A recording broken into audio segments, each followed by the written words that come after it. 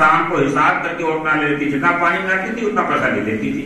अब कुछ ही दिन में पैसा का पानी यानी पानी का पैसा खुद पैसा इकट्ठा हुआ और चली गई सुनार के पास। कहा नाक में पहनने के लिए सोने की नथनी बनवा दो, एक बना दो।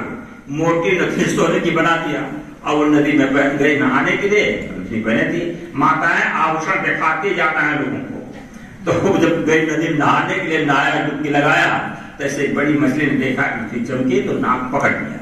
नाक में नथनी के साथ कट जाती है तो वो अब देखती है नाक का फूल में, तो पानी का पैसा पानी में और नाक कटी बेईमानी में।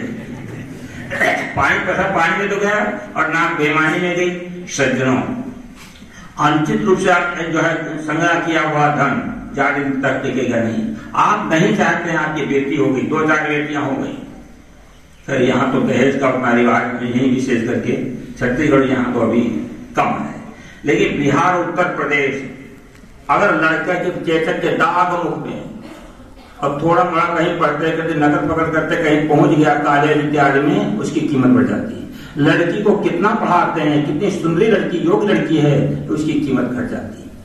लड़की की कीमत घट जाती है, लड़का की कीमत बढ़ जाता है। बताइए अब क्या है? दहेज के कारण से मांग जांच होती है, घोड़ा हाथी के मांग जांच करते हैं तैसे लड़के की मांग जांच होती है, इसलिए आपको धर्म की बहू नहीं मिल पाती, ये भी आप समझिए। तो ये सब होता है। तो कहने भाव यह है कुपुत्र हो जाएगा, कई बेटियां पैदा हो जाएंगी या कहीं बीमारी आ जाएगी तो गलत तरीके से किया हुआ सबके संपत्ति वो टिकेगी नहीं। इसलिए न्यायोचित कमाई करो, ईमानदारी से कमाओ, सत्संग में जब जाओगे ज्ञान आपको होगा और ये बोध जब हो जाएगा तब दूसरे के धन को अंश रूप से नहीं ले पाओगे। पर धन पत्थर दूर संपत्ति मान समान, ऐसा भाव आपको बन जाएगा। तो सत्संग में आओ तो ये सब पता चले, ये तीर्थ जो है आपको तार देगा और वो तीर्थ तार नहीं सकता है। अब यहाँ पे आकर के आप परख बुद्धि पैदा करो, परख लो खरा खोट हो रमैया राम, हे रमैया राम चेतन खरा क्या है खोटा के उसको परख लो। आप बाजार में जाते सामान खरीदते हैं, परखते हो कि नहीं परखते हो? आलू खरीदते हो तो सड़ा गला तो आलू नहीं जाते, सेव खरीदते हो तो उसको भी परख करके लेते हो। अगर बिना परख के लिए तो धोखे में पड़ जाओ, सेव खराब सेव मिल जाएगा, सड़ा सेव मिल जाएगा, तो बेकार में आपका नुकसान होगा कि नहीं पैसे। तो परखो।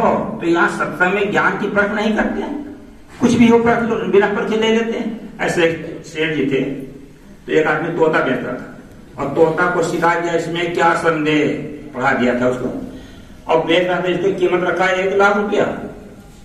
तो जब लोग तोता आए देखने के लिए तो कहा कीमत क्या 1 लाख रुपया, तो लोग घबरा जाए कि तोता क्या 1 लाख रुपया। तोता बेचने वाले ने कहा तोता बड़ा विद्वान है, 4 वेद 6 7 18 पुराण 108 उपनिषद कुरान बाइबिल हदीस रामायण गीता सब कुछ जानता है। सेठ जी ने सोचा कि तो ये तोता खरीदने से समस्या हल हो जाएगी। इस साधु महात्माओं को बुलाते हैं, बड़ा खर्चा करना पड़ता है। अब पंडितों को बुलाते हैं, ब्राह्मण पाठ करते हैं, वेद पाठ करते हैं, बड़ा खर्चा लगता है। एक तोता जो ले लेने से समस्या हल हो जाएगी, इसके सामने मैच रख दिया जाएगा, रामायण का पाठ करता रहेगा, गीता का पाठ, वेद का पाठ करता रहेगा, कुरान का भी पाठ कर लेगा। 1000 लाख रुपया में तोता को खरीद दिया और तोता बेचने वाला बड़ा चतुर था, बिका हुआ माल वापस नहीं होगा। अब श्रेष्ठ जी तोता को ले गए, उनको अहंकार था कि मैंने ऐसी वस्तु खरीदी, ऐसा किसी के पास नहीं होगा। अब घोषणा कर दिया कि जिसको जिस पुस्तक का प्रश्न हो, जिस भाषा का प्रश्न हो, आकर तोता से प्रश्न कर सकता, तोता समुचित उत्तर देगा। एक रामायण की पहुंच गए, कहा तोताराम तुम रामायण जानते हो? कहा इसमें क्या संदेह। उसको अहंकार था कि मैं रामायण जानता हूँ पंडित को। तो ये तोता रामायण जानता, अगर ये प्रश्न कर दिया हम उत्तर नहीं दे पाएंगे, तोता से हारना अच्छा नहीं है, वैसा चुपचाप हो गया। एक मौलवी साहब पहुंच गए, कहा तोताराम तुम कुरान जानते हो? कहा इसमें क्या संदेह। मौलवी को भी अहंकार था कि मैं ज्ञानी हूँ, कुरान जानता हूँ, वो भी बेचारा चुपचाप हो गया। सेठ का अहंकार और पुष्ट हो गया। एक महात्मा जी पाठ के संत रहे होंगे, घूम रहे थे, अरे बाबा दही चूड़ा चाटते घूमते हो, हमारे पास एक तोता है, उसे जरा जाकर देखो तो प्रश्न जो करना चाहो कर लीजिए। महात्मा जी ने कहा तोता इतना बड़ा विद्वान नहीं हो सकता है। कहा प्रत्यक्षम की प्रमाण, जाकर तोता से पहले पूछ के देखो तो। महात्मा जी गए तोता के पास, कहा तोताराम तुम रामायण जानते हो? तोता कहता है इसमें क्या संदेह। महात्मा जी ने कहा रामायण का पहला दोहा कहो तो जरा। तोता कहता है इसमें क्या संदेह। अरे तुमको संदेह है, अरे हमको तो बताओ किसका पहला दुआ। अच्छा कुरान की पहली आयत कहो तो जरा। तोता कहता है इसमें क्या संदेह। ऋग्वेद का पहला मंत्र कहो, कहा इसमें क्या संदेह। तो महात्मा ने जजमेंट दिया, ये तोता कुछ नहीं जानता है, ये केवल इतना ही रटा है, इसमें क्या संदेह। अब सेठ को जो अहंकार था, फूल रहे थे अहंकार में, अब पिचक गए, हवा जिसे रेती गुब्बारा में निकल गए, कुछ से हो गए। ऐसे सेठ का अहंकार पर ठेस लगी, तोता के पास जाते हैं, कहा तोता राम तुम कुछ नहीं जानते हो। तोता कहता है इसमें क्या संदेह। क्या मेरा 1 लाख रुपया पानी में चला गया, इसमें क्या संदेह। आपका जीवन बेकार हो जाता है।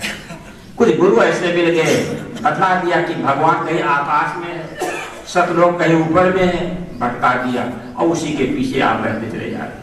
आज सभी संप्रदाय के लोग भटक रहे हैं। सद्गुरु कबीर के पारक दर्शन का जब बोध आपको हो जाएगा, सारा भ्रम टूट जाएगा। इसलिए ये सूत्र में सारा यादों को परख लो खरा कोट हो रवैया राम, हे रवैया राम चेतन, पर लो खरा क्या है खोटा क्या है। बोलो सद्गुरुदेव की जय।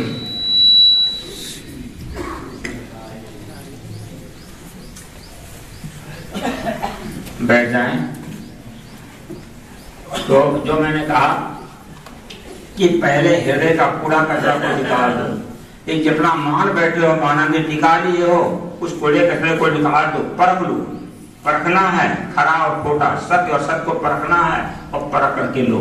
यहाँ पर शब्द सुनाया जाता है, शब्द को पढ़ते हैं किताबों में और शब्द बोलते हैं, इसलिए शब्द की परख करना चाहिए। शब्दे महाराज गिर पड़ा, शब्दे छोड़ा राज, और जिन जिन शब्द विवेक्या तिनका सहयोग आज।